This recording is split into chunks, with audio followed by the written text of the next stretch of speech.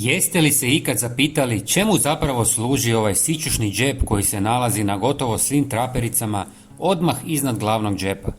Toliko je malen da u njega jedva stane nešto veće od kovanice, ali svejedno ga imaju gotovo sve moderne hlače. Iako ga danas mnogi koriste za sitniše, USB stik, prsten, ključić ili ga jednostavno ignoriraju, ovaj mali detalj ima puno zanimljiviju povijest nego što većina ljudi misli. Priča počinje u 19. stoljeću kada je Levi Strauss zajedno sa krojačem Jacob Davisonom radio na prvim radnim trapericama za američke kauboje, rudare i radnike. Te su hlače morale biti izuzetno izdržljive i praktične, prilagođene teškom fizičkom poslu.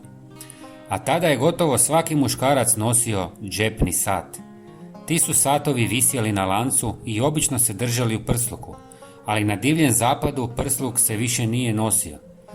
Kako bi zaštitili te skupe i osjetljive satove, Strauss je od 1879. godine dodao mali, posebno ojačani džepić unutar prednjeg džepa traperica.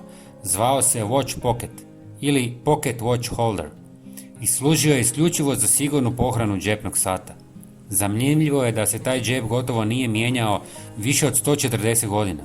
Iako više ne nosimo džepne satove, proizvođači su ga odlučili zadržati kao tradiciju i prepoznatljiv znak klasičnih traperica.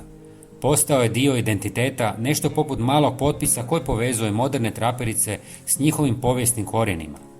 Danas njegova funkcija ovisi o mašti korisnika. Neki u njemu čuvaju upaljač, drugi slušalice, a neki ga smatraju savršenim mjestom za tajnu rezervnu novčanicu. Iako je malen, ovaj simpatični džep zapravo je mali komad modne povijesti koji dalje živi na svakom paru traperica koje nosim. Pogledajte i naš sljedeći video na vašem ekranu. Hvala vam i pozdrav!